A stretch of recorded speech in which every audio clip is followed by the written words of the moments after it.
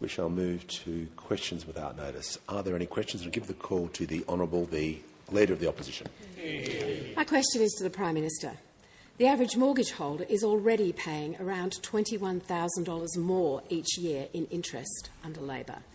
Today, Australians anxiously await the RBA's announcement on interest rates. The Prime Minister promised Australians we had, quote, turned the corner on inflation and that his government had it, quote, under control. Countless economists and each of the big four banks predict that rates will rise even further today and this year.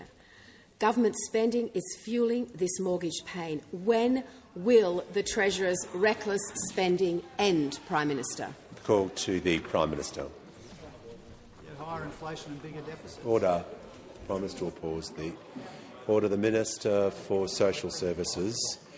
Order. The Minister on my right will cease objecting. I'd like to hear from the Manager of Opposition Business. Honourable Speaker, you have been consistent for this whole parliament that it is out of order and disorderly to yell out time when either a minister is finishing their answer and you've extended their time, or a questioner is running a little bit long on their time, and several members were yelling time in defiance of your ruling. In direct defiance. Order. I thank the manager. Yeah. I thank the manager. Order. I thank the manager. It'll assist the House greatly if everyone could stick to the time limits in the first principle. But in that instance, people will be warned or they won't be here to hear the answer. You know it works both ways, and the Leader of the Opposition was well over time with her question, but I have been generous to ensure that every question is allowed. I'd like the same respect shown on both sides. We'll start on the right foot. The Prime Minister has the call. Thanks very much, Mr Speaker. And I do encourage my people to not yell out time. There's enough behind her doing that at the moment.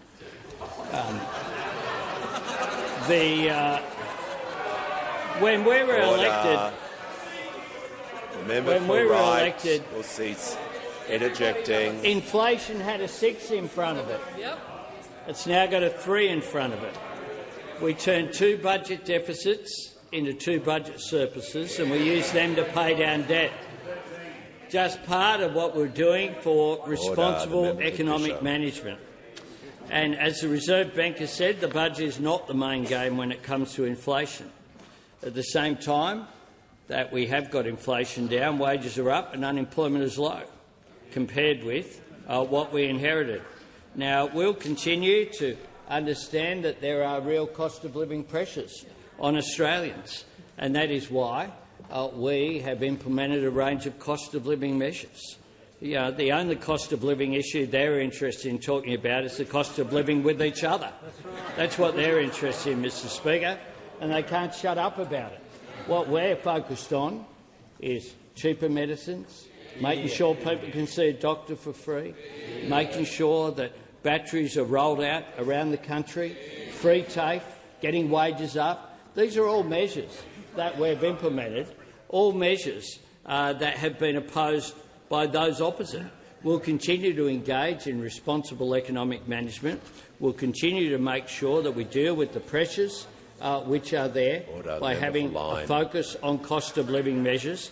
But those opposite, who went to the last election with higher taxes and a higher deficit over the next 2 years, can't be in a position of doing anything other than, well, I take the interjection.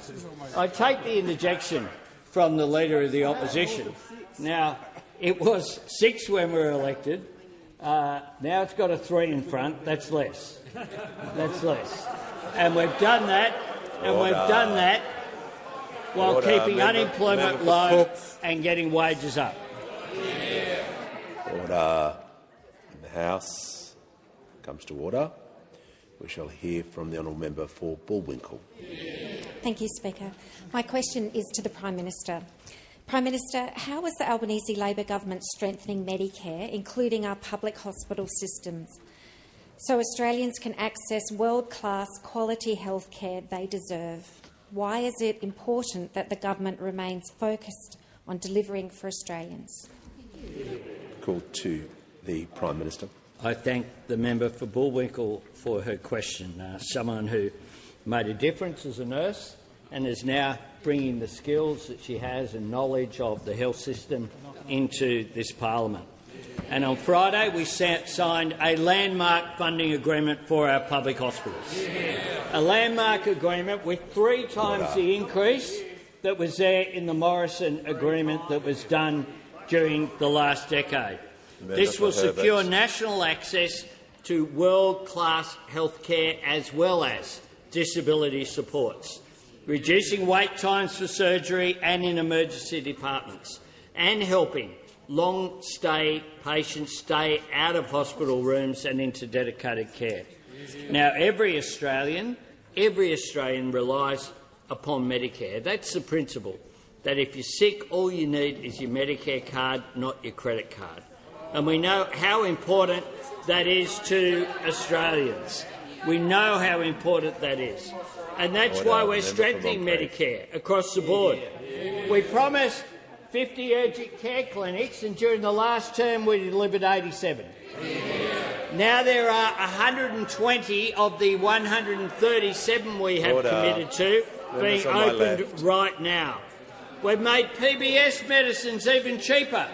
A script now costs just $25, the same price that it was back in 2004. And we're adding more and more essential medicines to the PBS listing. Now, that happened on the 1st of January. And on the same day, 1-800 Medicare came online. 24/7 free health advice line. Making a difference already. Tens of thousands of Australians have taken advantage of that. And we're also making it easier to see a GP for free. 3,300 fully bulk billed clinics around Australia. An extra 1,300 in just a few months, far exceeding what the predictions were. Now, all of those measures are good for people's wallets, but importantly as well, they're taking pressure off the emergency departments of our hospitals, making an enormous difference. Labor created Medicare, and each and every day we're working to strengthen Medicare for all Australians. A big difference from the two sides of this chamber. We are absolutely determined that Medicare will continue to be strengthened, will continue to have more people seeing doctors with just their Medicare card, will continue to take pressure off the emergency departments of hospitals, and I thank the Premiers and Chief Ministers for their unanimous support. Before I call the honourable member for Warringah, I'll just welcome a few guests to our parliament today. Pleased to advise that the Honourable Reece Whitby, MLA Minister for Police, Road Safety, Tourism, Great Southern, is accompanied by the Commissioner of the WA Police Force, Cole Blanche. It's good to see Queenslanders in the gallery today. From the Queensland Legislative Assembly, Mr Mark Boothman, Dr Christian Rowan and Mr Glenn Kelly MP. And also I'm pleased to inform the House that present in the gallery today are representatives from AIRT who are visiting Australia from the United States following the acquisition of Rex Airlines. Give the call to the member for Warringah. The Prime Minister. In recent times, federal governments have called royal commissions into veteran suicide, aged care, anti-Semitism and social cohesion. Last year, the Prime Minister said Australia faced a domestic violence crisis, with one woman being killed every 4 days. Will the government elevate the safety of women and children to the same level of urgency and attention by calling a royal commission into femicide and domestic violence? Call to the Minister for Social Services. Thank you, Mr Speaker. And I want to thank the member for Warringah for her question. I know the member for Warringah and for Kooyong and for Mackellar have written to the Prime Minister in similar terms, and I absolutely understand where they're coming from and the intent of their letter and this question. And the government absolutely agrees with the urgency of the issues that the member for Warringah is raising. But the truth is, and frontline workers will tell you this, we don't need another Royal Commission to tell us what's happening with the deaths of women in Australia and what we need to do. In fact, frontline workers have been very clear that they don't want another report. They want the implementation of the work that we're doing right now. Last year, the Domestic, Family and Sexual Violence Commissioner's annual report to Parliament pointed out that we have 1,000 recommendations from at least 8 major royal commissions, inquiries and reviews. Most recently, we had the rapid review that the National Cabinet commissioned on the behest of the Prime Minister and the Premiers. We're implementing that work right now.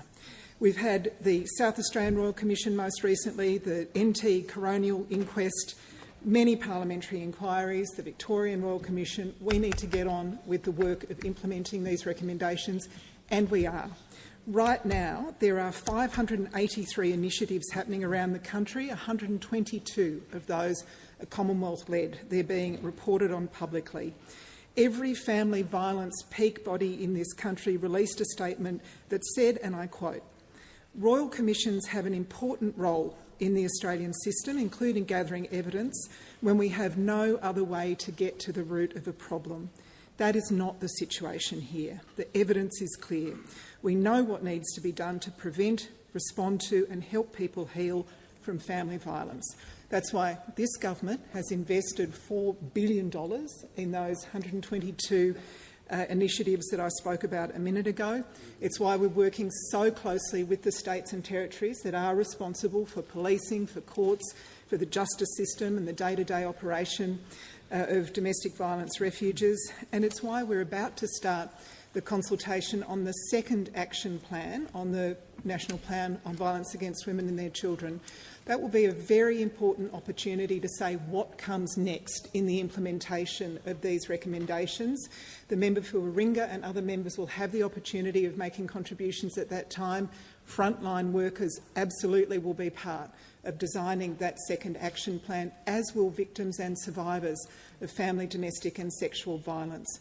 We agree with you, the member for Warringah and the members for Kooyong and Mackellar, about the urgency of this. And I would say that every member of parliament agrees with the urgency, but we don't need more reports. We need to focus on the actions that will make a difference. To associate your remarks with the Minister, they'll be... Yes, you may proceed. Thank you, Mr Speaker. And the Minister referenced all members of this House, and I know that all members of this House are committed to act on domestic and family violence. And I would just remind the Minister of the Prime Minister and her commitment to 500 frontline domestic violence workers during the last term of Parliament. And at some point, if she could update the House. Resume your seat. Resume your seat. I reminded the Leader of the Opposition during the last sitting of Parliament not to abuse order. Order. The Minister will cease interjecting. I reminded the Leader of the Opposition not to abuse the issue of indulgence, and it was crystal clear in my explanation before. She's clearly ignoring my rulings now and my advice. Indulgence is something I grant to the Leader of the Opposition on behalf of the House. I'm going to ask you again not to abuse when I grant indulgence. And I was specific that your remarks to be associated with the Minister, and you ignored me on that. It's completely disrespectful to me, but it's disrespectful to the House. Give the call to the member for Bendigo. Thank you, Speaker. My question is to the Minister for Emergency Management. What support measures have been activated for communities in Victoria hit by recent bushfires, and what is the outlook for the rest of the high-risk weather season? The call to the Minister for Emergency Management, the Minister for Regional Development, Local Government and Territories. Thank you, Mr Speaker, and I thank the member for Bendigo for her question. As she knows, as many people across the House and the country know, it's been a terrible start for many communities across Victoria. We've seen bushfires across the state, most recently across the Greater Otways. I was in Colac last week, where I attended the Incident Control Centre to understand the impacts of the Carlisle River blaze. I've spent time in Castlemaine, in Yark, Alexandra, Euroa, Ruffy and Harcourt over the past few weeks, meeting with emergency services, local councils, businesses and, most importantly, community members. And I'd like to thank the member for Indi and the member for Nichols, who were on the ground with me to hear directly from locals about the best way that we can aid in their recovery. Residents in Ruffy told us they were worried about the local environment, including the impact on waterways, despite losing their own homes. I met with both Strathbogie and Murrindindi Shire councils in their council chambers, who reiterated the importance of building back better after a natural disaster. Through our Commonwealth State Disaster Recovery Funding arrangements, we've now committed over $330 million in response to the Victorian bushfires. This includes $158 million, which the Prime Minister announced at the State Control Centre last week. This latest funding package includes funding for clean-up, business support and advice, funding to rebuild the Harcourt Cooperative Cool Store that I visited with the Prime Minister and the member for Bendigo, repairs to public land and waterways, temporary accommodation, power outage payments for businesses, rebates to repair water tanks and mental health support. This expanded funding package is about delivering practical and respectful support that helps communities begin to rebuild with confidence. On top of that, we've got federal government payments available, including the disaster recovery payment, available to eligible residents in 57 locations. It's a one-off payment to support community members who have been most affected in this disaster. The disaster recovery allowance is income support up to 13 weeks, which is now available in 23 local government areas, as well as the Lake Mountain Alpine Resort. I want Victorians to know that we stand with you and will continue to support you. I want to also give a big thank you and a shout-out to the thousands of workers and volunteers from all over Australia, as well as New Zealand and Canada, who have been supporting firefighting efforts in Victoria. Of course, we're not out of high-risk weather season yet. Heatwave conditions may have eased, but conditions can turn really quickly. Please listen to local authorities, follow the advice of our emergency services and continue to look out for family, friends and neighbours who may be doing it tough.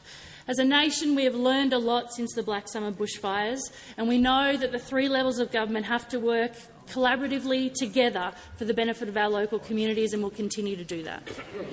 Call to the Honourable the Deputy Leader of the Opposition. Thank you, Mr Speaker. My question goes to the Treasurer. In 2022, the now Treasurer declared, I quote, "There are things that real leaders take responsibility for, which matter in the context of high inflation, rising interest rates, plummeting consumer confidence and falling real wages." End quote. The Treasurer is right now failing on all these same metrics, and Australians are getting poorer by the day. Treasurer, when will you start living by your own words and take responsibility? Call to the Treasurer. Thank you, Mr Speaker. As I've said on a number of occasions today and before that as well, I take responsibility for all aspects of my job. I take responsibility for my part and our part in the fight against inflation. I take responsibility for the fact that this government is rolling out cost of living help that those opposite opposed.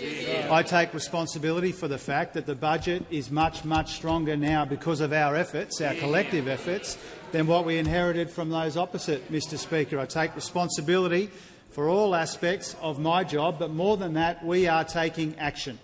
We are taking action with cheaper medicines, with more bulk billing, with student debt relief, with free TAFE, with 2 more tax cuts opposed by those opposite after the first one also opposed by those opposite, Mr Speaker. And so I have made that clear.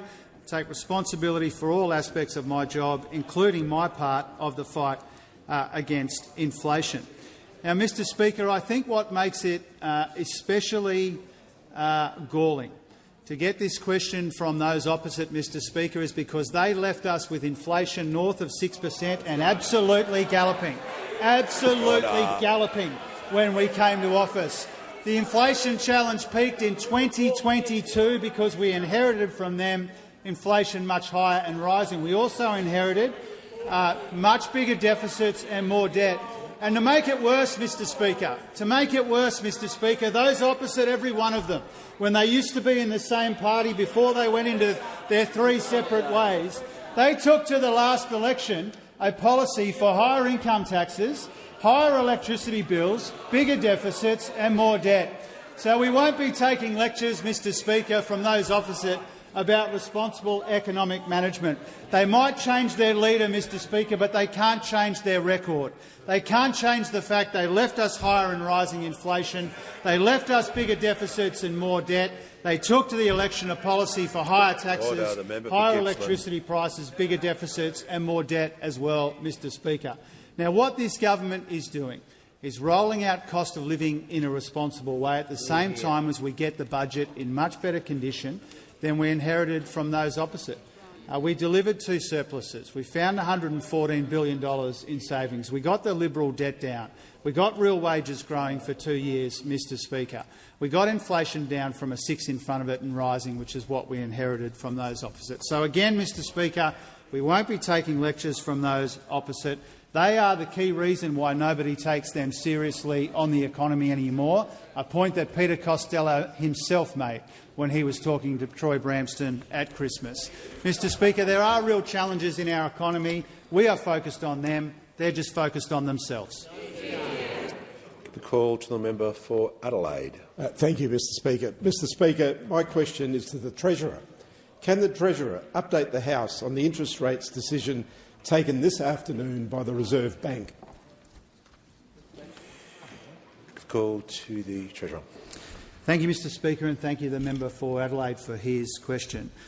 Today, as expected, the Independent Reserve Bank has increased the cash rate by 25 basis points. Now, this will be difficult news for millions of Australians with a mortgage, and we understand the pressure that this puts on Australian families and businesses. Now, while today's decision was widely expected, obviously that doesn't make it any easier. We know that many Australians are doing it tough, which is why we continue to roll out responsible cost of living relief, including a further tax cut this year and another one next year, both of them opposed by those opposite. At the same time, we're doing what we can to strengthen the budget and address our long-standing productivity challenge. Now, our mid-year budget update showed the budget is more than $233 billion better than we inherited from those opposite. And part of the reason for that is $114 billion in savings since we came to office, including $20 billion in the mid-year update, Mr Speaker. Now, I want to make it really clear to the House and to people watching from home, Mr Speaker, that the statement released by the Independent Reserve Bank explaining the decision that they have taken today does not mention government spending at all. It doesn't mention government spending at all, Mr Speaker. In fact, it makes it very clear that the pressure on inflation is coming from private demand. Let me make this really clear. This is the Reserve Bank Board in their statement just released, Mr Speaker. Growth in private demand has strengthened substantially more than expected, Mr Speaker. This is the point that the Reserve Bank has made today. Pressure on inflation, the big contribution to growth in our economy, is coming from private demand and not public demand, Mr Speaker, and that is clear. And in the statement on monetary policy, which the bank has also released today, they said that the upgrade to the near-term outlook was due to stronger private demand. They said the near-term upward revision is driven by private demand and that the contribution of public demand to year-ended GDP growth has continued to ease in recent quarters, as expected, Mr Speaker. So what we've seen in our economy is public demand in retreat over the course of the last year, private demand growing strongly, and that explains the additional pressure on inflation, Mr Speaker. Now, I want to make it clear that even though inflation has moderated substantially since those opposite were in office, it is higher than we would like. We've acknowledged that since the data came out. Some of that is temporary pressures, some of that is more persistent pressures. All of that is adding to the pressures that people are feeling around the country, and that's why our cost of living relief is so important. That's why it's so important that we've got the budget in better nick than those opposite left us. Call to the Leader of the Nationals. My question is to the Treasurer. Treasurer, after today's interest rate hike, mortgage holders are paying more because inflation is staying higher for longer. Treasurer, when will you apologise to all mortgage holders in Australia? Call to order. The member for Fisher will cease interjecting. Call to the Treasurer. Well, Mr Speaker, I thank the leader of one of the three far-right parties in this country for his question. And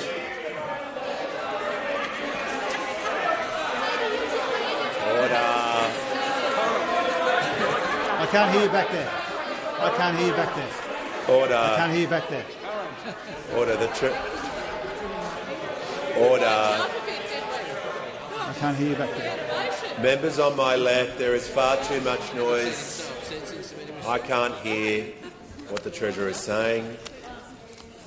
The member for Lyne, the member for Lyne is not helping the situation.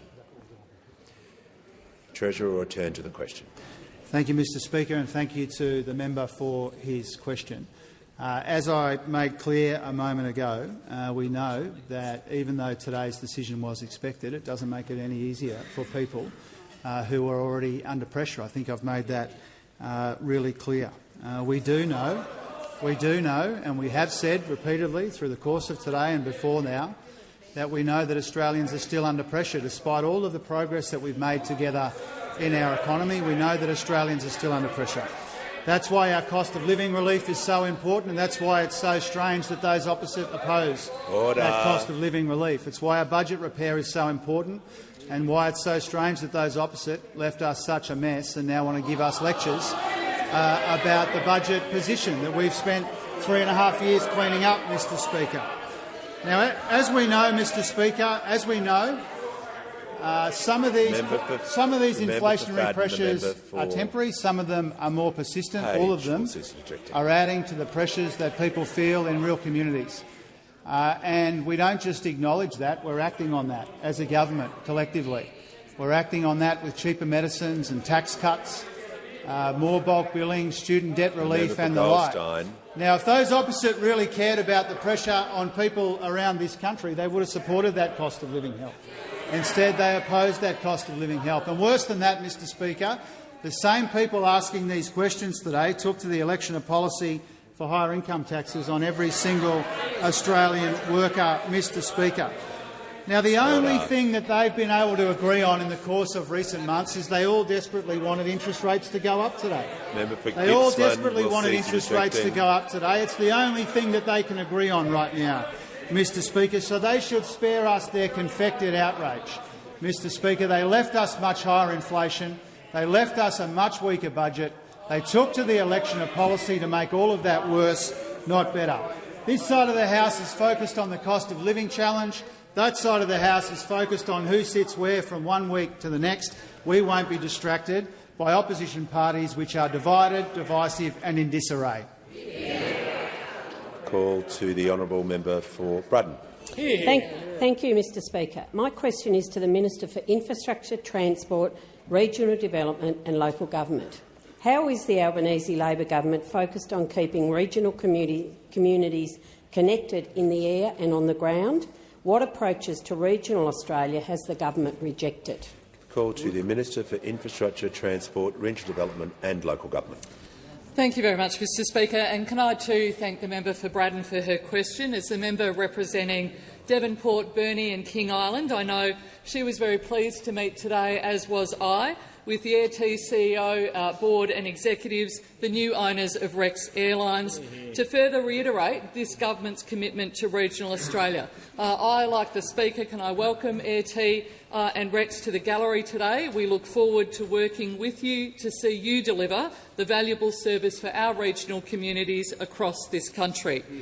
Our government backed Rex. We committed to keeping it flying until we could secure a buyer.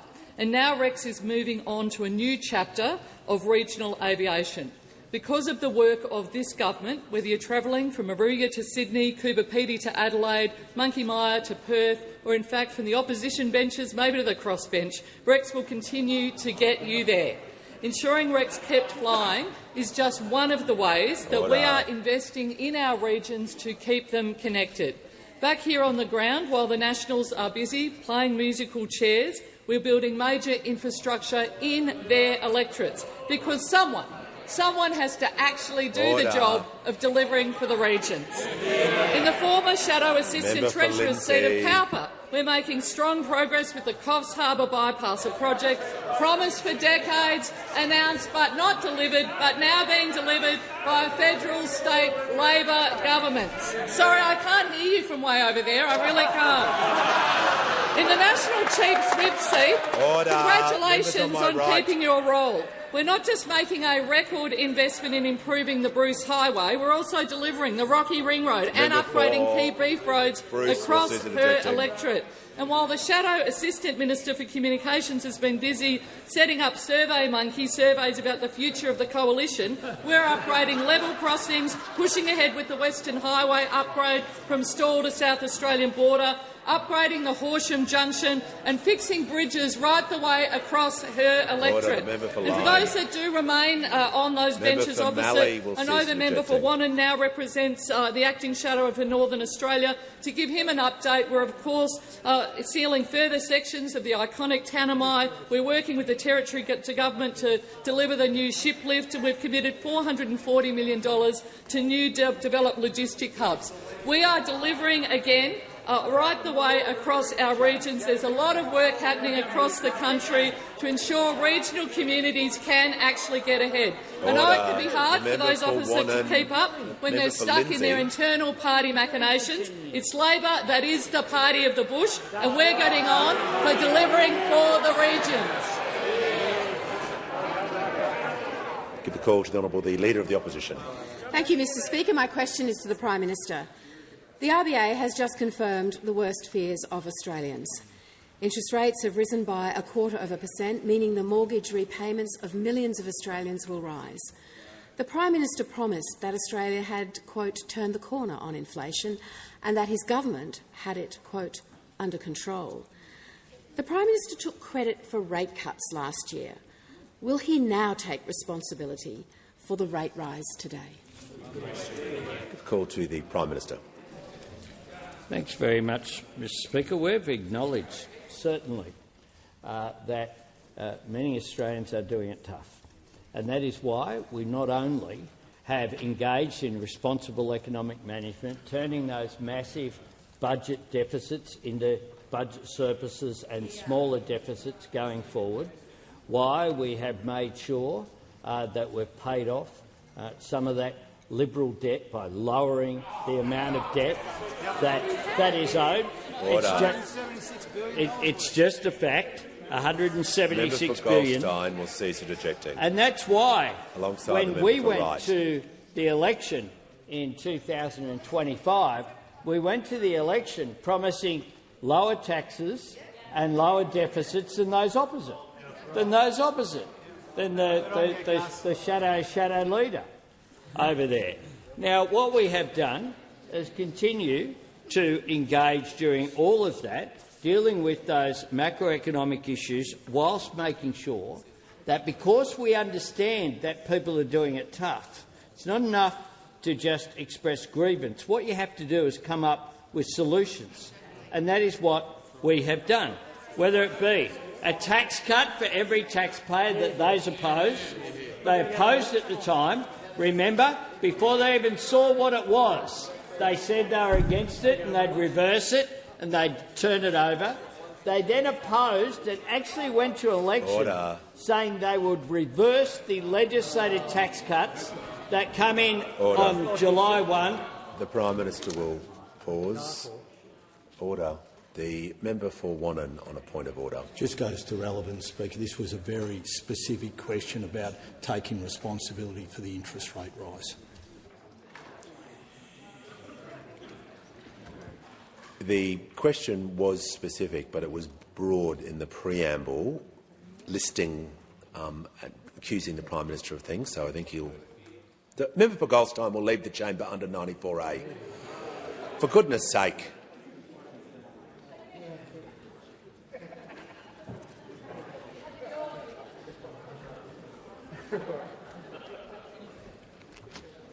When we're trying to deal with points of order and to give the member for Wannon a fair go, chirping away is not the way to do it. So the member for Wannon's raised his point of order of relevance. I'm going to make sure the Prime Minister is being directly relevant to the question he was asked about, but it was broad in its context, and I'm asking him to return to the question. Speaker. I note the interjections from those opposite, and they take these issues so seriously. They're blowing bets on who can get thrown out of Parliament first, as the member for Goldstein leaves the chamber. The shadow manager of opposition business. And what we have done... Order. The House is going to settle down. There's far too many interjections. We're going to deal with this in an orderly way. The Prime Minister will continue to be heard in silence. Thanks, Mr Speaker. The tax cuts that were opposed by those opposite, including the one that will come in July this year and the one next year, the 15% wage increases for aged care and childcare workers that those opposite describe as waste, helping people to earn more and keep more of what they earn. We cut student debt by 20%. They said that was waste as well, making an enormous difference to 3 million Australians, making them $5,500 better off. The over 70,000 student, nurses, midwives, social workers and teachers that now actually get paid prac during their placements. The 725,000 Australians that have benefited from free TAFE. The cheaper medicines, over 200,000 cheaper home batteries that are cutting electricity bills of households.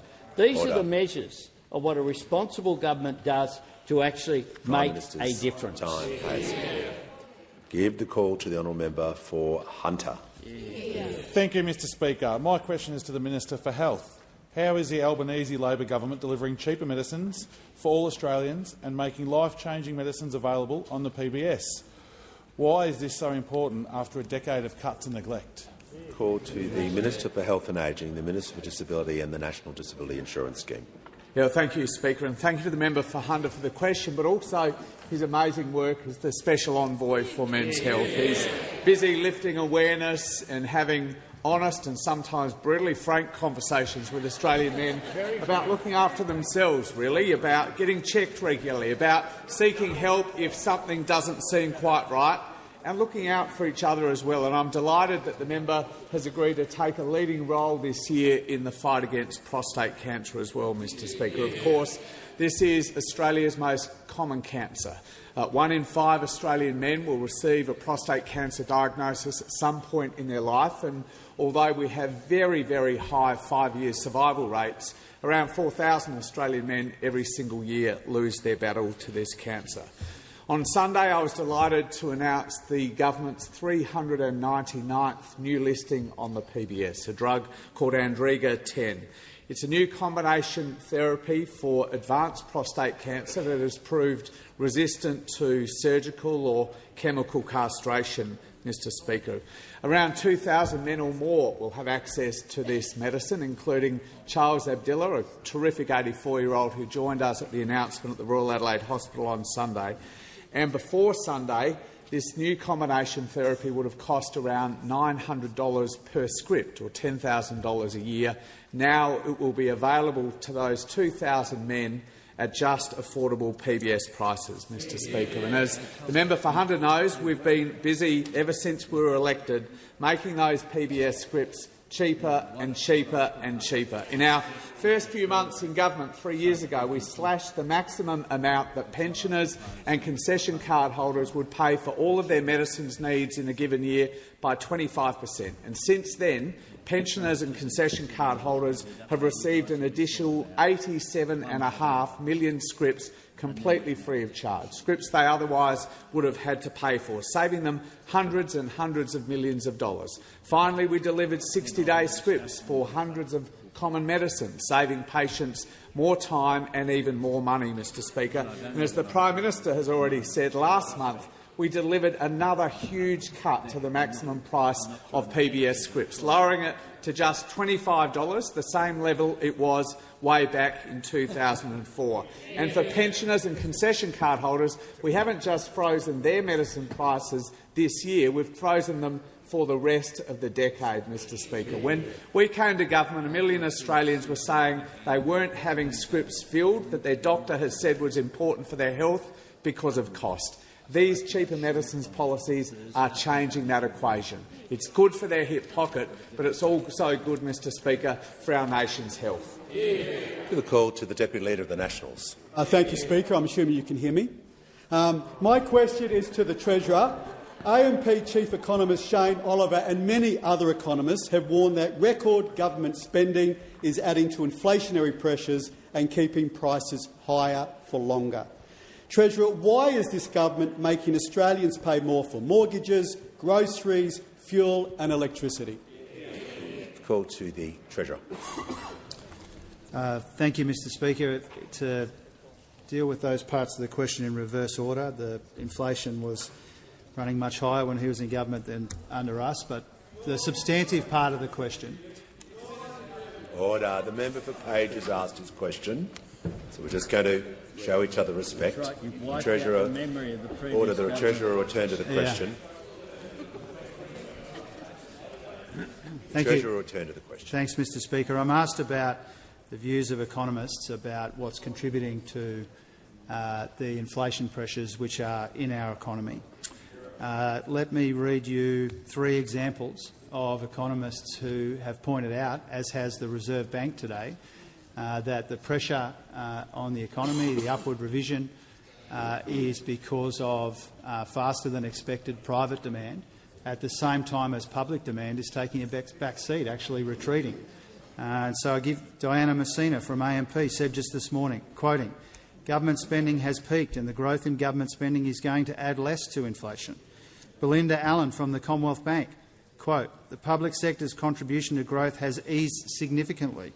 Lucy Ellis from Westpac, quote, "Public sector demand growth is slowing and indeed was negative over the first half of 2025. Now, Mr Speaker, if the honourable member doesn't want to take those economists' word for it, I acknowledge that there are, as always in the economist profession, contested views about these sorts of things. I encourage him to read the Reserve Bank statement today. Because what that makes it clear is that the pressure on inflation is coming from private demand. And I know that it's terribly embarrassing for the member who wrote this question before the statement came out, but the statement's made it really clear where the pressure is coming from, and so does the statement on monetary policy. And so I encourage him to check that out. He should have read that before he asked the question, but in the absence of that, now is as good a time as any. Economists have got a range of views about the contribution that's being made to inflation, but the Reserve Bank has made their view very clear. Give the call to the member for Bean. Speaker, my question is to the Minister for Education. What is the Albanese Labor government doing to provide real cost of living relief to Australians and support them to get a university degree? Why is it so important to continue to deliver rather than divide when it comes to education? Call to the Minister for Education. Well, thanks very much, Mr Speaker, and can I thank my friend the brilliant member for Bean for his question. Mr Speaker, I might just do that. I told the Parliament in November last year that we've cut the student debt Members on my by left, 20% of 1.5 million Australians. But I can inform the House that that is not correct, at least not anymore, because now it's double that. Now we've cut the student debt of more than 3 million Australians by 20%. We promised it, now we've delivered it. It's the biggest cut to student debt in Australian history. To put it in perspective, for the average Australian with a student debt, we've taken now $5,500 off their back. And that's a lot of help for a lot of young Australians who might be just out of TAFE or just out of university, maybe just out of home. They're just getting started. And, Mr Speaker, this isn't the only thing that we're doing. We're also cutting the amount that they have to repay of their debt every year. So, for example, if you're on $70,000 a year, we're cutting the amount that you have to repay every year by $1,300. Now, that's real cost of living help. It means an extra $1,300 in your pocket rather than the government's. And there's something else that we're doing to help Australians with the cost of living, and that's paid prac, financial help while you do your practical training at university. Because, as many people do, if you have to give up your part-time job to do your practical training, or you've got to move a couple of 100 kilometres away and rent, then it can be tough to pay the bills. And that's why we're doing this. It's real cost of living help, and we're now rolling that out too for teaching students, for nursing students, for midwifery students and for social work students. People who've signed up to do some of the most important jobs in this country, like looking after our kids and looking after us when we're ill and when we're old, or women fleeing domestic violence. And, Mr Speaker, that's what we're focused on, helping Australians with the cost of living, unlike those on the other side who are just focused on how much they hate each other. Mr Speaker, they make the Beckhams look like a happy family. They're like a couple who bought a non-refundable holiday and then they broke up, and now they've just got to sit there and suffer through it. Mr Speaker, they don't like paid prac, they don't like cutting student debt by 20%, and, Mr Speaker, they don't even like each other. Order. Member for Fisher. Give the call to the Honourable. Order. When the House comes to order. We'll hear from the Deputy Leader of the Opposition.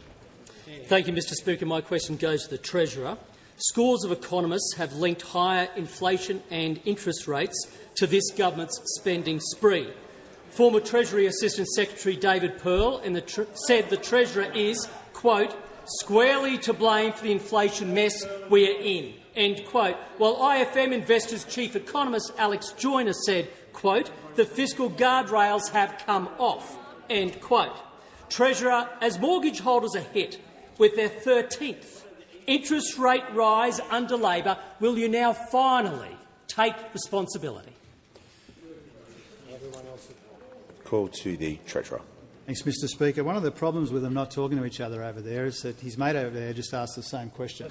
Essentially the same question, Mr Speaker. And so, the Deputy Leader, at least when they used to talk to each other, they could work out who asks what, Mr Speaker, instead of wasting two questions on the same one. But anyway, Mr Speaker. Which capacity did he ask? Order. The Treasurer reports that the member for Lindsay and the member for Fairfax have had good goes, so we're just going to cool it. I'm going to hear from the Treasurer. Thank you. I thank the Shadow Treasurer, Mr Speaker, who is also now, I'm told, the Shadow Assistant Treasurer. They found the only bloke over there who could work with him, Mr Speaker, and they're still not convinced there won't be leaking of private conversations. Now, Mr Speaker, as I said a moment ago to his colleague, there are a number of economists who have pointed out, as have the Reserve Bank today in coming to their decision, that the uptick in inflation, the pressure on the outlook, is coming from private demand. I remind him again, Diana Messina from AMP, government spending has peaked and the growth in government spending is going to add less to inflation. Belinda Allen from the Commonwealth Bank, the public sector's contribution to growth has eased significantly. Lucy Ellis from Westpac, public sector demand growth is slowing and indeed was negative over the first half of 2025. They couldn't be clearer, Mr Speaker. There are a number of economists who have pointed out, as have the Reserve Bank today, that what's happened with the inflation outlook is an upside surprise in private demand, not public spending. Now, the Shadow Treasurer and Shadow Assistant Treasurer should also know, now that the statement has been out for almost half an hour, that the Reserve Bank Board itself has said the pressure is coming from private demand. So a bit like his friend earlier on, I encourage him to read the Reserve Bank statement that they put out. Similarly, the statement of monetary policy makes it clear that the pressure is coming from private demand, not public demand. Now, on the last part of his question, the Deputy Leader of the Nationals will cease interjecting. On the last part of his question, Mr Speaker, about taking responsibility, I think in the first answer today I made it really clear. I take responsibility for all parts of my job. I take responsibility for playing a helpful role in this fight against inflation, and I remind the House. That one of those things I take responsibility for is cleaning up the mess that was left to us by those opposite, who had inflation higher than 6% and absolutely roaring. The same people who had bigger deficits, never delivered a surplus, didn't show spending restraint, took to the election a policy for higher income taxes, bigger deficits and more debt. Of all of the people that I would take a lecture from on responsible economic management, not one of the three far-right parties over there would be on the list. Give a call to the honourable member for Dunkley. Thank you, Speaker. My question is to the Minister for Employment and Workplace Relations. How is the Albanese Labor government delivering cost-of-living relief to Australian workers, and what could put workers' wages at risk? Call to the Minister for Employment and the Minister for Workplace Relations. Well, thank you, Speaker, and I'd like to thank the member for Dunkley for that question and also her passionate advocacy for workers in her electorate but right across the country. Now, the Albanese Labor government was elected on a commitment to help working Aussies with the cost of living by getting their wages moving again, and we are delivering. One way we are boosting wages is through reinvigorating enterprise bargaining. And now we're seeing the evidence of these reforms delivering.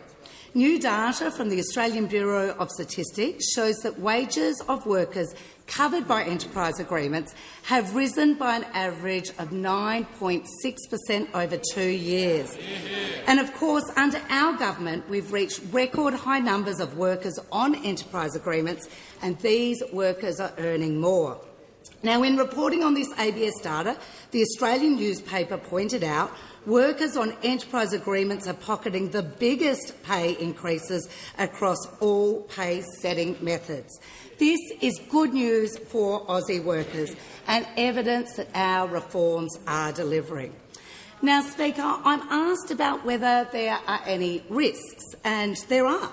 While this government is focusing on delivering higher wages, there are significant risks when it comes to the pay packet of Aussie workers, and it exists across the chamber. We've seen those opposite in absolute chaos over the last few weeks, squabbling over who gets the top job, who's in charge, focused only on themselves.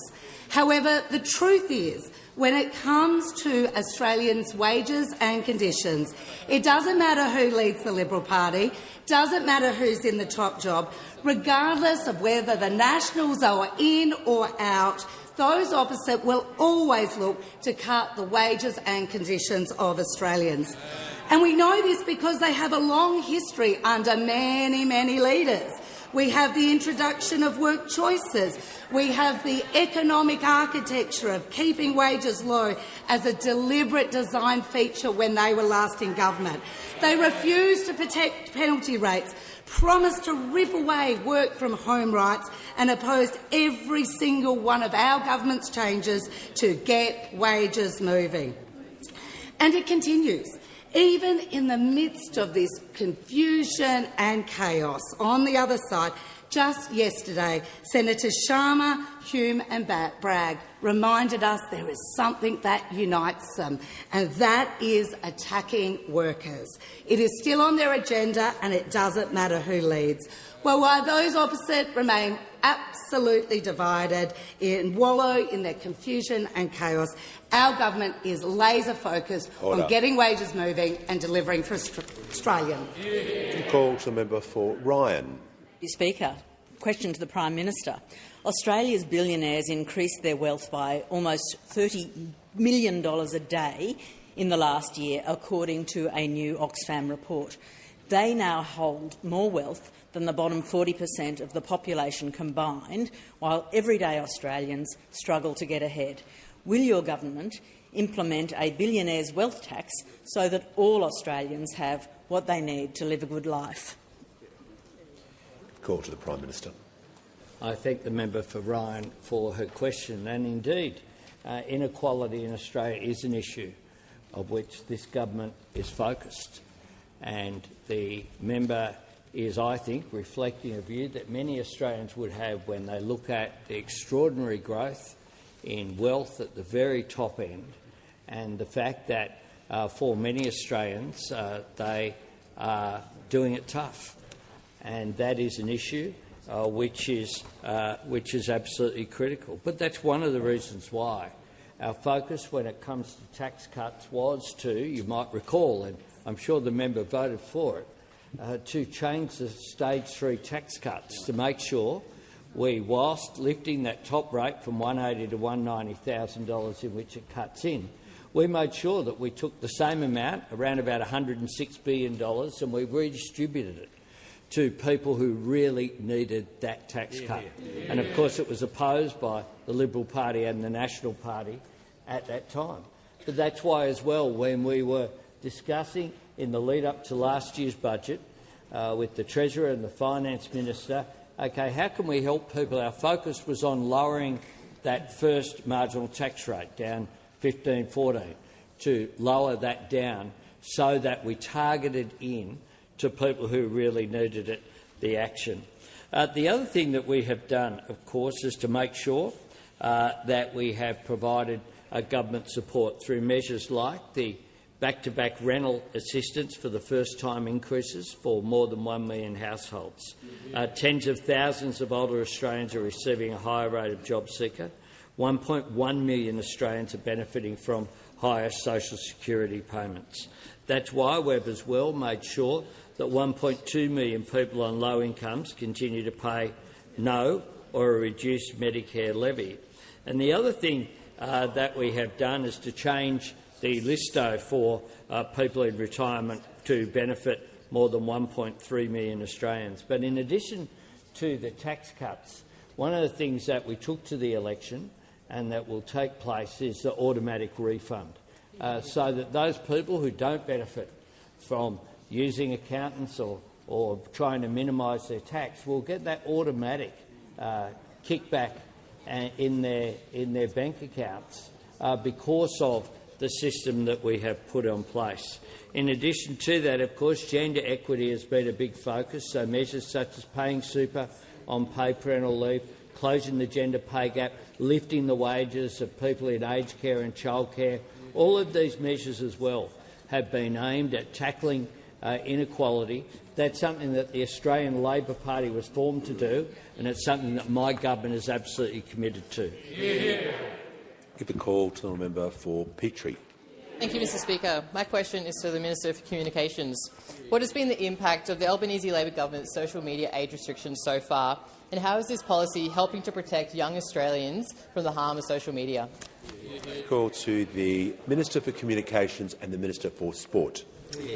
I thank the member for Petrie for her question and for introducing me to the students at the glorious Humpybong State School on the 9th of December last year, just 24 hours before the ban hit, to talk about what their life was going to look like in just 24 hours. And on the 10th of December, Mr Speaker, Australia's online culture changed for the better. On the 10th of December, parents, teachers, carers, kids and government stood shoulder to shoulder against the social media giants. On the 10th of December, we sent a clear message to big tech to let Australian kids be kids. And in the first week of Australia's world-leading social media law, Mr Speaker, 4.7 million accounts were deactivated, removed or restricted. 4.7 million accounts in the first week. That is a result to celebrate. Mr Speaker, if you average that number, 4.7 million across all of our 151 electorates, it works out to 31,125 accounts in each of our electorates, in electorates like Petrie or Banks or Bass. Though, despite our best efforts, and I try to deactivate these accounts as quickly as possible, there are a number of accounts that still remain very, very active in particular electorates, Mr Speaker. Social media accounts that remain very, very active in Hume and in Wannon and in Lindsay. Nonetheless, we can't catch them all, but we will keep working on this because implementation, we know, will not be perfect, but it will be really important. And every social media account that we deactivate is an extra opportunity for young Australians to make a connection in real life, to play sport, to listen to music, to learn an instrument or to read a book from the library. They can discover and learn who they are before these social media platforms assume who they are. And they get a bit of a reprieve from the algorithms, from the endless scroll, the constant notifications and the pressure to get likes. Australian parents can be confident that their kids can have their childhood back. And I've heard from kids, teachers, parents and carers right across the country who proudly back this law. One email that resonates was from a parent and educator who wrote, "Watching my daughter play with her younger siblings recently, I caught myself imagining the world that she might inherit because of the decisions that you've made." This is what these changes are doing, helping kids build real-world connections. This is an incredible Australian story. It is about delivering cultural change that will take time. We don't expect implementation to be perfect, but we expect progress and continuous improvement, and we will hold social media companies accountable. Call to the member for Clark. Prime Minister, it is well established that the opposition is the party or the group which has the most non-government members in the House of Representatives. Seeing as the crossbench is now as big as the Liberal Party and likely to soon exceed them with more defections, on what basis are the Libs still regarded as the opposition and enjoying the perks that go with it? Order. Members on my right will cease interjecting. Prime Minister has the call.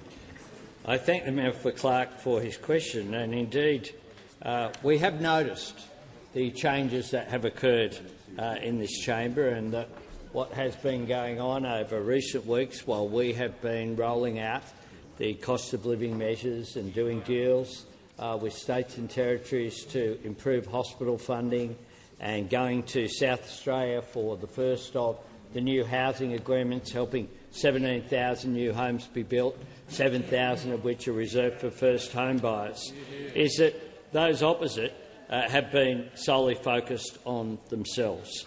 Now, I used to get admonished sometimes by the Speaker by using the term no-alition.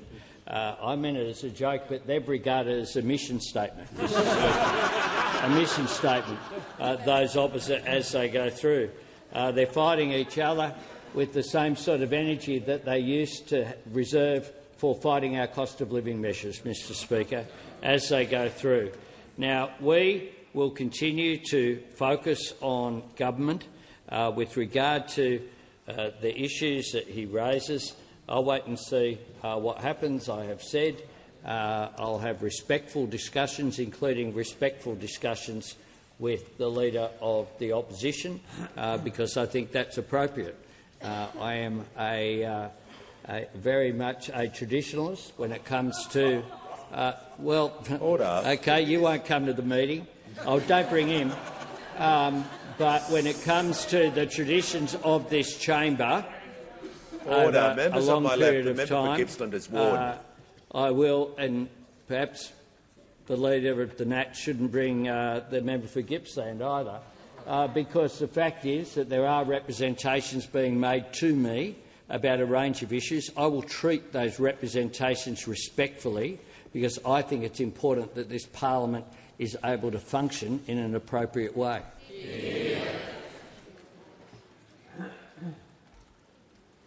Hear from the honourable member for Sturt. Thank you, Speaker. My question is to the Minister for Health. How is the Albanese Labor government delivering more urgent care clinics across the country? Why is it important for Australians to be able to access urgent care when they need it, after a decade of cuts and neglect? Call to the Minister for Health and Ageing and the Minister for Disability and the National Disability Insurance Scheme. Yeah, thank you, Speaker, and to the member for Sturt. She's still in her first year, but she's already making a terrific contribution in this place and great representation of her community in the eastern suburbs of Adelaide. Particularly on health, she brings really valuable insights, Mr Speaker, from her time as a board director of the Royal Flying Doctor Service. And she's already delivered on the commitment she made to open a Medicare urgent care clinic in Norwood, Mr Speaker. It opened on the 17th of December. It's in the heart of her community on the parade there in Norwood, and it's already seen hundreds and hundreds of patients, Mr Speaker, like Hermione Farmer's daughter. Ms Farmer wrote online about her experience. She said, My daughter used the walk-in Medicare clinic at Norwood on New Year's Eve, Mr Speaker, and it's pretty hard to find a GP clinic open. She said it was great. She got the high quality of care that she needed in a timely fashion without sitting around in emergency for hours, Mr Speaker. That was the promise that the member for Sturt made, and it's just one of 122 Medicare urgent care clinics that right now are open, Mr Speaker, with another 15 clinics opening in coming weeks, Mr Speaker. They're all open 7 days a week, Mr Speaker, 365 days a year, extended hours, and already they've seen 2.5 million patients, Mr Speaker. A third of those patients children under the age of 15, and a third of them were seen on weekends where they'd find it very difficult to get into their usual general practice. And importantly, Mr Speaker, every single one of those patients have been fully bulk billed. All they needed was their Medicare card, Mr Speaker. Once this is fully up and running, the network will see 2 million patients. The Minister will pause. I'm up to 11 interjections by the member for Lyons, so she won't make 12. She'll leave the chamber now.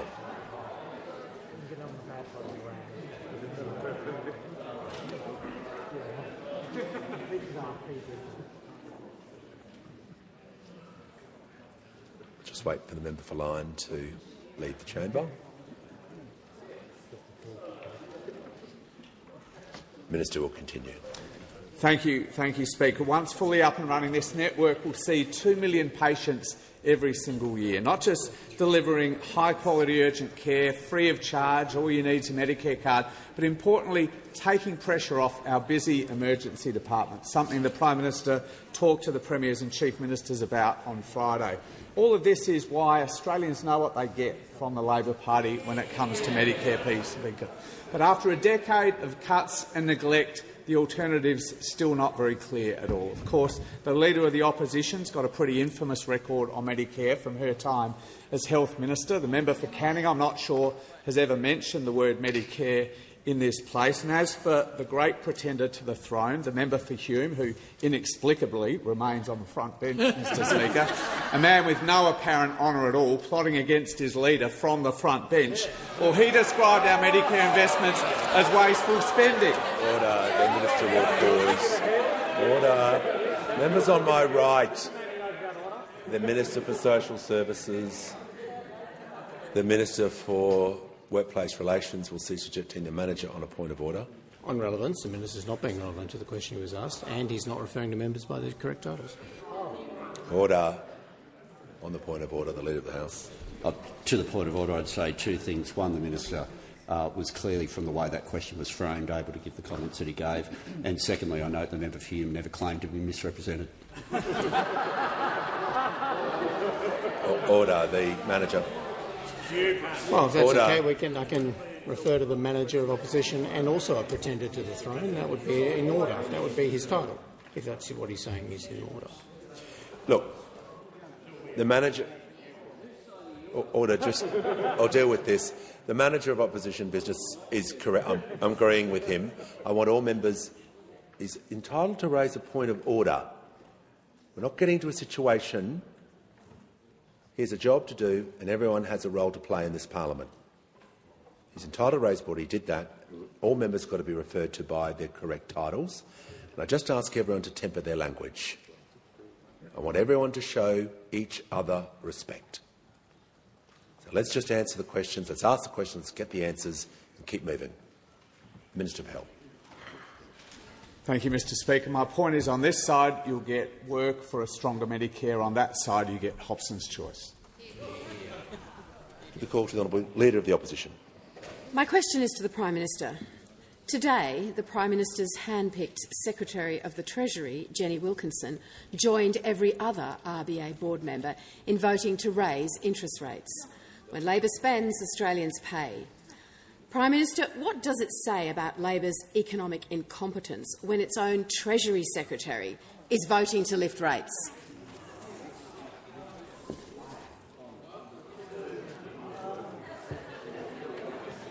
Order. Members on my right. The Treasurer has the call.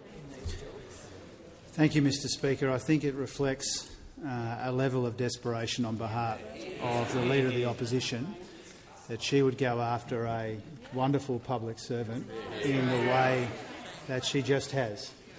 Now, the Treasury Secretary, under governments of both political persuasions, attends these board meetings as a representative of the Treasury, not the Treasurer, not the government, and they play an important and a meaningful role there. They did when you were in office, when they were in office, Mr Speaker, and they do now. And I think it is entirely inappropriate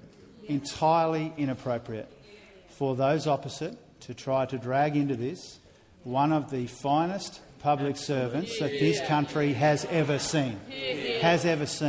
And I think especially to do it on the day, Mr Speaker, when we've appointed Sarah Court to be the chair of ASIC, which means that under this government, this Prime Minister and this Cabinet, for the first time in the history of 4 major economic institutions in this country, they're led by women. The Treasury for the first time in our history, ASIC for the first time in our history, Productivity Commission for the first time in our history, the Reserve Bank for the first time in our history.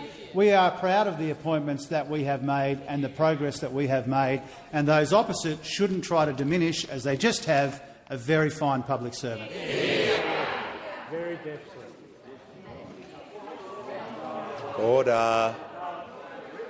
Order. Members on my right, when the House comes to order, we won't be doing anything until the House comes to order. So I'd like to hear from the honourable member for Bennelong, who's now on his... Thank you, Speaker. My question is to the Minister for Climate Change and Energy. How is the Albanese Labor government getting on with the job of building cleaner, cheaper energy? Why is focusing on the need of Australian families important? And what are the risks to delivering the reliable, fair and modern energy grid Australians deserve? Call to the Minister for Climate Change and Energy.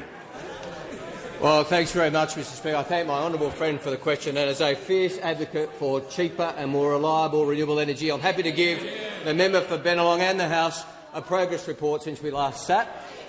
Mr Speaker, we've seen the December quarter figures, and we saw record energy demand in Australian history in December quarter, and we saw the grid cope very well. We saw 24 gigawatts worth of demand. Order. And because of renewables hitting 51% for the first time in Australian history, the grid cope well, 52% in Western Australia. NEM emissions, National Energy Market emissions, the lowest they've ever been, and no coincidence, wholesale prices down 44% in the quarter, renewables up, reliability up, prices down and emissions down, and that is no coincidence. Now, Mr Speaker, an important part of that story is home batteries. Order. And I'm pleased to report to the House that we have now installed 218,023 home batteries. And as I've said to the House before, this is very much a rural and regional and outer suburban story. Taking some electorates at random, Mr Speaker, the member for Hume is doing very well. In his electorate, we've seen 2,404 home batteries installed, which is more than the electorates of Sydney, Melbourne and Brisbane combined in the electorate of Hume. He's way ahead of the member for Farrer on numbers. In Farrer, we've seen 1,862 home batteries installed, which is good, but behind the member for Hume. And he's also in front of the member for Canning on 1,986 batteries. The member for Canning has conceded he's unlikely to take top spot when it comes to batteries, Mr Speaker. And in the National Party, I'm pleased to report the member for Flynn has beaten the member for Maranoa for the first time this week on 1,128 batteries compared to the member for Maranoa's 922 batteries. But perhaps reports of a comeback by the member for Riverina have something in them, because he's blitzing it, Mr Speaker. 2,390 batteries in the Riverina. I was pleased to visit Wagga Wagga before Christmas to visit some of those batteries. And in New South Wales, Mr Speaker, the member for Mitchell's been very busy on the numbers. We've seen Mitchell install 2,889 batteries, the highest in New South Wales. I was pleased to visit the Litchfields with the Attorney-General just a couple of weeks ago, very pleased with their home battery. He's in front of the member for Lindsay, who has also good numbers. The member for Lindsay has expressed an aspiration to lead, but she's got some catching up to do. She's installed 1,592 batteries in Lindsay, which I read is about 1,591 more than leadership votes she has in any proposed ballot. So, Mr Speaker, while those opposite concentrate on rolling each other we continue to concentrate on rolling out batteries, rolling out renewable energy, rolling out cheaper, more reliable energy, because that's what the Australian people want.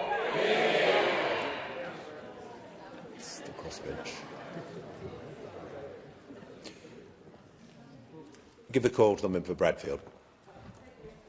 My question is for the Prime Minister.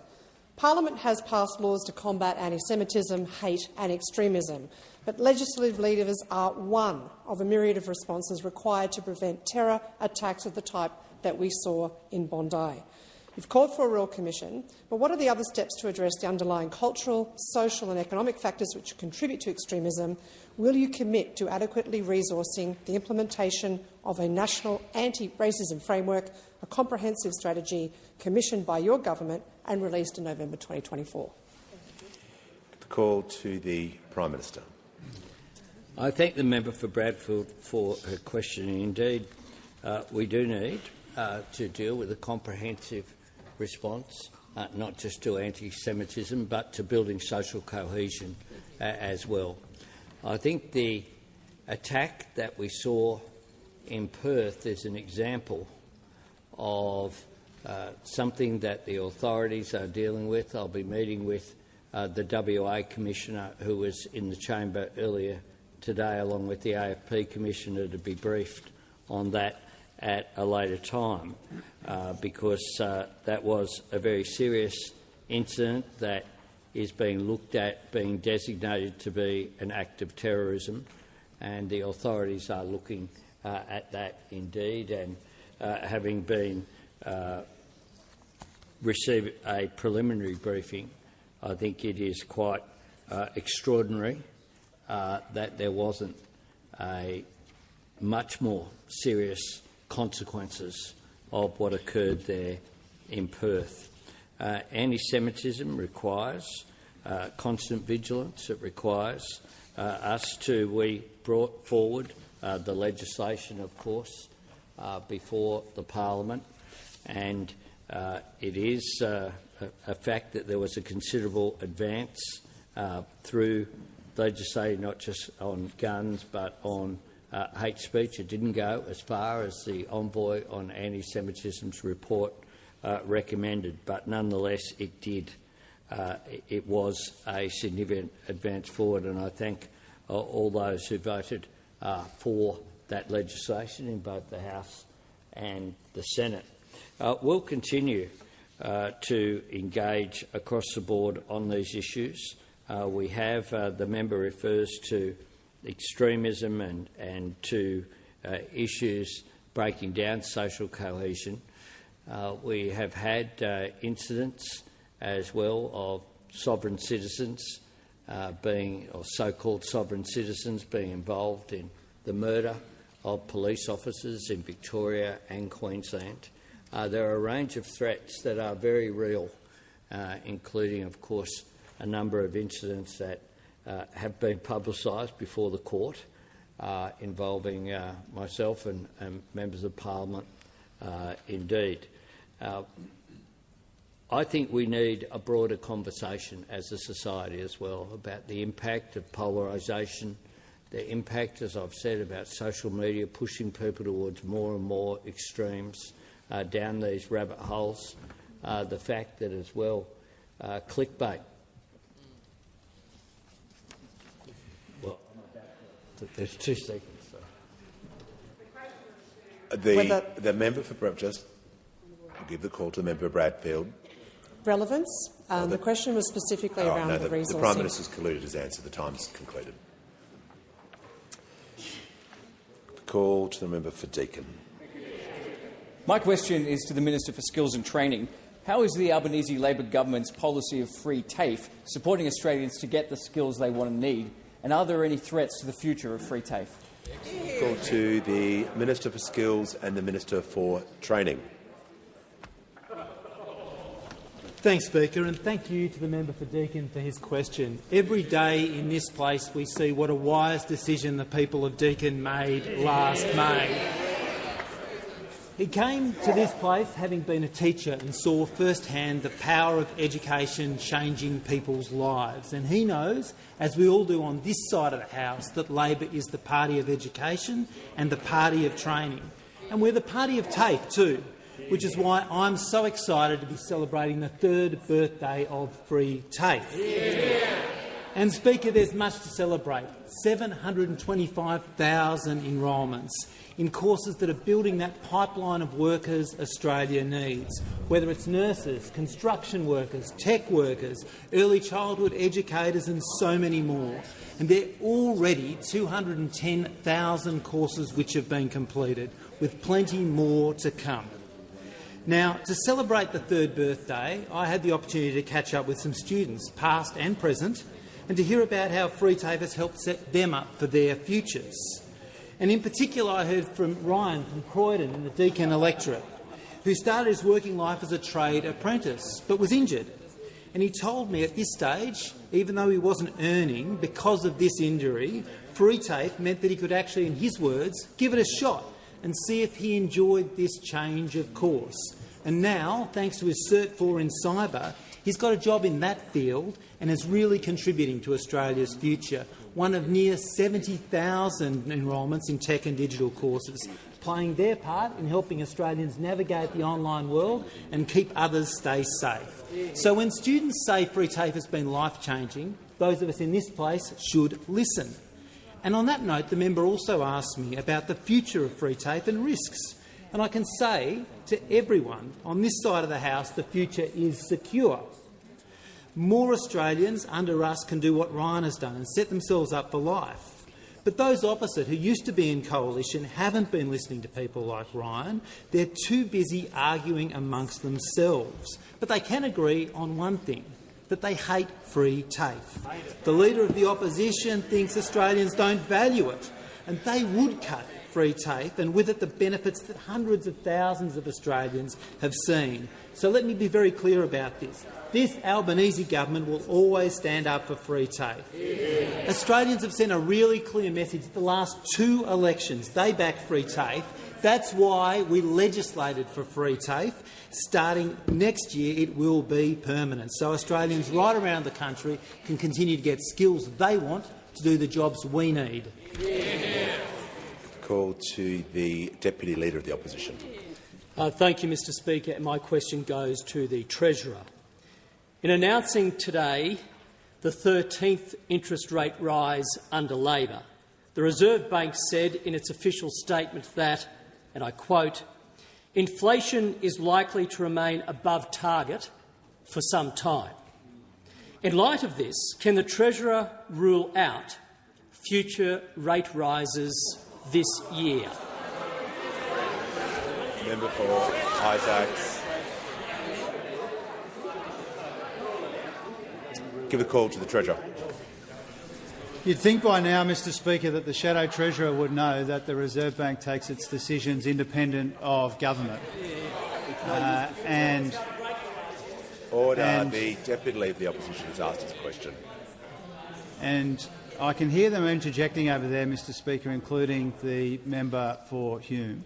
But when we took steps to make the Reserve Bank even more independent, the member for Hume supported us until everyone else rolled him, and then they opposed us, Mr Speaker. So he doesn't come to this with a heap of credibility when it comes to Reserve Bank independence. Now, as I said before in the answer to an earlier question, I have responsibilities when it comes to managing the budget, rolling out the cost of living, working with these colleagues to make sure that we play a helpful role in this really important fight against inflation. We have different responsibilities to the Independent Reserve Bank. The Shadow Treasurer really should know that by now. He's been in the role for a little while. And so we've got different responsibilities, but we've got the same objective. We need to get on top of this inflation challenge in our economy. We need to do that in a way that doesn't sacrifice too many jobs, Mr Speaker, and that's the task that the Reserve Bank independently and the government separately are engaged in. Now, Mr Speaker, if the Shadow Treasurer wants to refer to the statement put out by the Reserve Bank a little while ago, he should concede that this whole campaign that they've been running up to today, and they've been desperately hoping for a rate rise today, in saying that the Reserve Bank was terribly concerned about public spending, they need to admit now that that was rubbish. Because if you look at the Reserve Bank statement today, it doesn't mention government spending. It's not a factor in the decision that they took today. In fact, they've gone out of their way to say that the upside surprise in inflation and the pressure on the outlook is coming from private demand. Now, these aren't my opinions on their own, Mr Speaker. They are now in the statement issued by the Independent Reserve Bank, Mr Speaker. Now, if those opposite want to pretend now, that government set interest rates, well, that is obviously dishonest. Of course we don't. But we do work as hard as we can to get on top of inflation, to roll out this cost of living relief, because we do understand that people are under pressure. But more than acknowledge that, we are acting on that. And if those opposite really cared about cost of living pressures, they would have supported our tax cuts, they would have supported our cost of living relief, they wouldn't have left us a mess in the budget, they wouldn't have taken to the election a policy for higher taxes, bigger deficits and more debt. Now, Mr Speaker, those opposite spent the end of last year trying to divide the country, they've spent the start of this year trying to divide themselves, and now they want the Australian people to believe all of a sudden they care about the cost of living. Only this side of the House does. Yeah. Call to the honourable member for Holt. Thank you, Mr Speaker. My question is to the Minister for Social Services. How is the Albanese Labor government delivering on its commitment to strengthen paid parental leave? What approaches has the government been asked to consider? The call to the Minister for Social Services. Thank you so much, Mr Speaker, and thanks so much to the member for Holt for her question. I know she's a huge supporter of paid parental leave, and it was lovely to see baby Ilya again growing up so quickly yesterday. Mr Speaker, before the Rudd and Gillard governments, Australia was one of the very few developed nations that had no paid parental leave scheme. Labor started paid parental leave and we are expanding it. And from the 1st of July this year, we will expand it again. Families will get the benefits of a full 6 months of paid parental leave. Under this Prime Minister, paid parental leave, people who are receiving paid parental leave are already $12,000 better off. Just since 2022, we have almost doubled paid parental leave since coming to government. 180,000 families are benefiting from our changes. Our changes mean more time, the full 6 months, more money, higher payments, and also, of course, superannuation on paid parental leave. More flexibility, more time for mum and dad to take off together, more people eligible as well. And, of course, when they go back to work, mums and dads get cheaper childcare as well, saving thousands. Of course, those opposite have not been clear on paid parental leave, not ever. It was, in fact, the former Treasurer who called mothers double dippers. On Mother's Day, it was former Prime Minister Scott Morrison who called them rauters. And when those opposite tried to introduce their own scheme, the member for Mitchell called it unaffordable and unsustainable and an albatross around the neck of the party. And the member for Goldstein, he said, to me, it's a very bad scheme. It's not my choice that women have children. It's genetic. They have always been a mess on paid parental leave. And if we needed a reminder, we had a tragic reminder of that during the debate on Baby Priya's bill, when we had the members for Canning, the member for Bowman, the member for Barker hijack the debate on Baby Priya's bill. While the Liberals and the Nationals have always been ambivalent about paid parental leave, we are absolutely clear on this side. We support new families, we support new parents, we support this investment. We are delivering, they are in disarray. Yeah. Call to the honourable member for Nichols. Thank you, Mr Speaker. My question is to the Minister for Climate Change and Energy. How many Australians received the $275 reduction in their energy bill that Labor promised by the end of last year? Call to the Minister for Climate Change and Energy. Well, thanks, Mr Speaker. I thank the honourable member for Nichols for his question.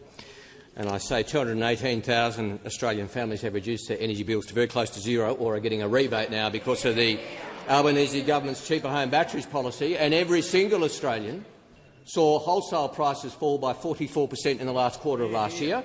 We have more work to do to make sure that flows through to retail prices, Mr Speaker, and we intend to keep that work up. The member for Hume promised that wholesale prices would be $70 a megawatt hour. They were $341 when he left office in 2022, Mr Speaker. So that's the track record of the member for Hume. And in Victoria, the wholesale price of electricity in May 2022 was $233 a megawatt hour. It is today $37 a megawatt hour. Call order. Order. Order. When the House comes to order, the member for Gippsland. The member for Hume. When I'm settling the House, it would be greatly assistance if you could help me with that. Give the call to the honourable member for Solomon. Thanks, Speaker. My question is to the Prime Minister. Can the Prime Minister inform the House about his recent visit to Timor-Leste and explain why building our partnerships, Australia's partnerships in our region, is so important? The call to the Prime Minister. I thank the member for Solomon for his question, and of course he served in Timor-Leste as well with the Australian Defence Force, but also has an important relationship with the people of East Timor, including its leaders as well. And one of the things that strikes you very clearly when you visit Timor-Leste is the respect that members of the Australian Defence Force and others who provided support for them over a period of time for their struggle of independence and since then are held. Last week, that was the first time I had visited as Prime Minister, and there was a very warm reception from President Ramos Horta and Prime Minister Guzmão. I was honoured to address the National Parliament, and we spoke of our shared history but also our shared future, the deep bond between our two nations. Of course, that bond was forged during World War II, where when Australian troops were there fighting for the defence of our nation in our darkest hour, the people of East Timor provided extraordinary support, and 50,000 lives were lost as a direct result of the fact that the Timorese were there side by side with Australian diggers. Many Australians were captured and imprisoned by the Japanese during that struggle, including my mentor, Tom Uren, during that period. After the 1999 independence referendum and again in 2006, Australia stepped up to secure peace and democracy in Timor-Leste. And our historic bonds are important, and now we look towards our nation's shared future. We proudly supported Timor-Leste's ascension to ASEAN last year, the 11th nation to be given full membership. And together we signed with Prime Minister Xanana Guzmão a parceria, a new partnership for a new era, an updated security agreement focused on cooperation. This is a relationship between equal partners based on mutual respect, and I thank Timor-Leste for the honour that I was given while I was there, which I received on behalf of Australia as well. My visit to Indonesia on Thursday will also be an important step engaging in our region. These relationships are so important for Australia. The new alliance with Papua New Guinea, the treaty that we will sign with President Prabowo on Friday in Indonesia, the parceria with Timor-Leste, the upgraded relationship in our region is critical. In a turbulent world, we have a crucial role as a middle power, bringing nations together, advocating for our shared interests, building a region and a world where sovereignty is respected and where the economic potential of our nation and our region is fulfilled, always working in the national interest to make a positive difference in the lives that we serve and represent the Australian people. I look forward to visiting Indonesia later this week, and I thank very much President Ramos Horta and Prime Minister Gusmao for the very warm reception. They are both very good and dear friends of Australia. And on that note, Mr Speaker, I ask that further questions be placed on the notice paper.